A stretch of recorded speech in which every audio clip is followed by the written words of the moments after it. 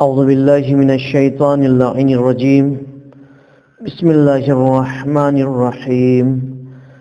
الحمد للہ رب العالمین الصلاة والسلام علی سید الانبیاء والمرسلین ابی القاسم محمد وعلی اہل بیتہ الطیبین الطاہرین المعصومین ولعنت اللہ علی اعدائہم اجمعین من الآن الى قیام یوم الدین اما بعد فقد قال اللہ تعالی سبحانہ فی کتابہ الکریم بسم اللہ الرحمن الرحیم اہدنا الصراط المستقیم صدق اللہ العلی العظیم۔ محترم ناظرین السلام علیکم، میں ایک بار پھر آپ حضرات کی خدمت میں تفسیر سورہ حمد لے کر حاضر ہوا ہوں، اور میں نے اس سے قبل جو تفسیر بیان کی تھی وہ آپ حضرات کے اذہان عالیہ میں محفوظ ہوگی، اور جنہوں نے نہیں دیکھا وہ پچھلی کلپس دیکھ سکتے ہیں۔ یہ ہماری تفسیر نور الثقلین سے ہے۔ اہدنا الصراط المستقیم کے حوالے سے پیغمبر اکرم حضرت محمد مصطفیٰ صلی اللہ علیہ وآلہ وسلم سے پوچھا گیا تو آپ نے فرمایا اللہ نے فاتحہ نازل کر کے مجھ پر احسان کیا، سورہ فاتحہ الحمد۔ اور اہدنا الصراط المستقیم سے انبیاء کا راستہ مراد ہے، کیونکہ خدا نے ان پر نعمتیں نازل کی ہیں۔ ایک جگہ امام علی رضا علیہ السلام کی بھی حدیث موجود ہے کہ اہدنا الصراط المستقیم کے الفاظ سے بندہ خدا کے دین کی رہنمائی طلب کرتا ہے اور خدا کی رسی سے تمسک اور معرفت خداوندی میں اضافے کی درخواست کرتا ہے۔ کیا درخواست کرتا ہے؟ کہ پروردگارا جس راہ پر چلا رہا ہے اس پر باقی رکھ، سیدھے راستے پر باقی رکھ۔ وہ راستہ جو ایسے افراد کا ہے جو سیدھا راستہ ہے، جو تجھ تک پہنچتا ہے، اس راستے پر ہمیں باقی رکھ، اس میں اور بہتری عطا کر۔ مجمع البیان میں الصراط کے بہت سے مفہوم ہیں، اور اس کا ایک مفہوم یہ ہے کہ اس سے کتاب، اللہ کی کتاب مراد ہے، اور رسول اکرم اور حضرت علی ابن ابی طالب علیہ السلام سے بھی یہی مفہوم منقول ہے، یعنی اللہ کی کتاب۔ لیکن تفسیر علی ابن ابراہیم میں امام جعفر صادق علیہ السلام سے اہدنا الصراط المستقیم کے بارے میں دریافت کیا گیا تو آپ نے فرمایا اس سے مراد راہ حق اور معرفت امام مراد ہے۔ اسی کتاب میں امام جعفر صادق علیہ السلام نے ایک جگہ اور فرمایا واللہ نحن صراط المستقیم، خدا کی قسم ہم ہی صراط مستقیم ہیں، یعنی جو امام ہے وہ صراط مستقیم ہے، انہی کا راستہ صراط مستقیم ہے۔ اگر ہم ان سے وابستہ ہیں، ان کی ولایت سے وابستہ ہیں، ان کے بتائے ہوئے راستے پر عمل کر رہے ہیں، گویا ہم صراط مستقیم پر چل رہے ہیں۔ لیکن اگر کسی نے ایک امام کو بھی چھوڑا تو گویا وہ صراط مستقیم سے الگ ہو گیا، اور جو بھی صراط مستقیم سے بھٹک جائے گا اس کا مقام سیدھے جہنم ہے۔ ایک اور حدیث امام جعفر صادق علیہ السلام سے ہے، آپ نے فرمایا اہدنا الصراط المستقیم میں صراط مستقیم سے امیر المؤمنین اور ان کی معرفت مراد ہے، اور اس کی دلیل یہ ہے کہ اللہ نے فرمایا وَإِنَّهُ فِي أُمِّ الْكِتَابِ لَدَيْنَا لَعَلِيٌّ حَكِيمٌ، ام الکتاب میں ہمارے ہاں علی صاحب حکمت ہے۔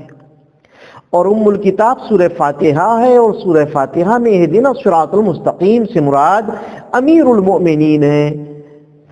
آپ غور کریے کہ امیر المؤمنین علی ابن ابی طالب علیہ السلام صراط مستقیم ہے، اس صراط مستقیم سے مراد علی ہے، یعنی جو علی سے وابستہ ہوگا وہی صراط مستقیم پر چل پائے گا، جس نے ذرا سا بھی علی سے دوری اختیار کی وہ صراط مستقیم سے ہٹ جائے گا، اور جو بھی صراط مستقیم سے پھرے گا اس کا مقام جہنم ہے۔ ایک اور روایت امام جعفر صادق علیہ السلام سے صراط کے متعلق سوال کیا گیا تو آپ نے فرمایا اس سے معرفت خداوندی کا راستہ مراد ہے، اور راستے دو ہیں، ایک دنیا کا راستہ ہے اور ایک آخرت کا راستہ ہے۔ اب ہو سکتا ہے کہ کسی کے ذہن میں یہ خیال آ جائے کہ ابھی تو آپ نے یہ کہا، امام کی حدیث آپ نے پیش کی کہ امام علی علیہ السلام اس سے مراد ہیں، اور اب کہہ رہے ہیں کہ معرفت خداوندی، تو بالکل صحیح ہے، غلط نہیں ہے، دونوں بات سیم ہے، بس غور کرنے کی ضرورت ہے۔ غور کرنے کی ضرورت یہ ہے کہ بغیر علی ابن ابی طالب کے معرفت خداوندی حاصل نہیں ہو سکتی ہے۔ جب تک علی سے وابستہ نہیں ہوں گے، علی کی ولایت سے وابستہ نہیں ہوں گے، اور ان کے بعد باقی اماموں سے وابستہ نہیں ہوں گے، اس وقت تک معرفت خداوندی قطعی حاصل نہیں کر سکتے ہیں۔ معرفت خداوندی اسی وقت جب ان کے راہ پر چلیں گے۔ آپ فرماتے ہیں کہ دنیا میں حق کا راستہ وہ امام ہوتا ہے جس کی اطاعت خدا کی طرف سے فرض ہوتی ہے۔ وہی بات آ گئی، اور جو اس دنیا میں رہ کر اس امام کی معرفت حاصل کرے گا اور اس کی ہدایت کی پیروی کرے گا تو وہ اس صراط سے پار ہوگا، اور جو روز آخرت ہوگی یعنی وہ پل صراط سے پار ہوگا۔ کون پار ہوگا؟ جس نے امام کی پیروی کی، امام کی اطاعت کی، وہ پل صراط سے پار ہو جائے گا، چونکہ امام کی اطاعت کرنے والا ہی راہ حق پاتا ہے۔ اور جو دنیا میں رہ کر ایمان کی معرفت حاصل نہیں کرے گا تو قیامت کے دن پل صراط سے اس کا قدم پھسل جائے گا اور اسے دوزخ میں ڈال دیا جائے گا۔ بالکل بات واضح ہو گئی کہ اگر معرفت امام حاصل کی، معرفت خداوندی حاصل کرنا ہے، اور اگر امام کی پیروی کی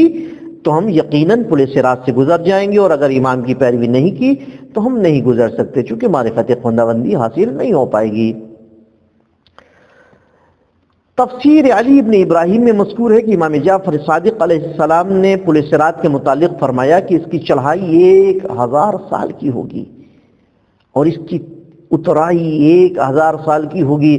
اور اس کا جو سپاٹ حصہ ہے 1000 سال کی مسافت کے برابر ہوگا۔ اللہ اکبر۔ اور ایک اور روایت میں چھ امام جعفر صادق علیہ السلام سے سوال کیا گیا صراط کے متعلق، تو آپ نے فرمایا وہ بال سے زیادہ باریک اور تلوار سے زیادہ تیز ہوگی۔ کچھ لوگ اس سے بجلی کی رفتار سے گزریں گے، کچھ لوگ گھوڑے کی رفتار سے عبور کریں گے، اور کچھ لوگ پیدل ہو کر اس سے گزریں گے، اور کچھ لوگ ہاتھ پاؤں اور پیٹ کے بل اس سے گزریں گے۔ کچھ ایسے بھی ہوں گے جو لٹک کر اور چمٹ کر اسے عبور کریں گے۔ دوزخ ان کا کچھ حصہ جلا دے گی اور ان کا کچھ حصہ چھوڑ دے گی۔ یہ الگ الگ مراتب کے اعتبار سے ہو سکتا ہے کہ امام علیہ السلام نے بیان کیا ہو کہ جس کا جیسا مرتبہ ہوگا، جس نے جیسی معرفت حاصل کی ہوگی، جس نے جتنا زیادہ پیروی کی ہوگی، اطاعت کی ہوگی، اتنا ہی اس کے حوالے سے امام نے بیان کیا ہے۔ معنی الاخبار میں امام جعفر صادق علیہ السلام سے بھی ایک اور حدیث ہے، آپ فرماتے ہیں کہ صراط مستقیم امیر المؤمنین ہیں، یعنی کل ملا کر جو نتیجہ ہے عزیزان محترم، نتیجہ یہ ہے کہ صراط مستقیم یعنی علی، صراط مستقیم یعنی باقی ائمہ، ان سے الگ ہٹ کر کے کوئی قطعی صراط مستقیم حاصل نہیں کر سکتا ہے۔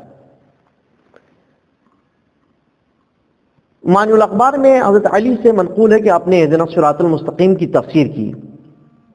تفسیر کرتے ہوئے فرمایا کہ اس کا حق یہ ہے کہ خدایا ہمارے لیے اپنی توفیق کے سلسلے کو جاری رکھ، جس کی وجہ سے ہم تیری اطاعت کے قابل ہوئے ہیں، ہم کو توفیق سے مالا مال کر تاکہ ہم اپنی زندگی میں بھی تیری اطاعت کرتے رہیں۔ صراط مستقیم یعنی سیدھا راستہ دو ہیں، ایک وہ صراط مستقیم ہے جو دنیا میں ہے، اور ایک وہ صراط کا تعلق آخرت سے ہے۔ دنیا میں صراط مستقیم وہ راستہ ہے جو غلو اور تقصیر سے پاک ہو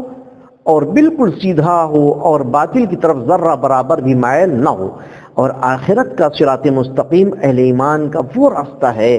جو انہیں جنت میں لے جائے، اور وہ ایسا سیدھا ہو جو جنت سے ہٹ کر دوزخ کی طرف نہ جاتا ہو۔ وآخر الدعوانا ان الحمد للہ رب العالمین۔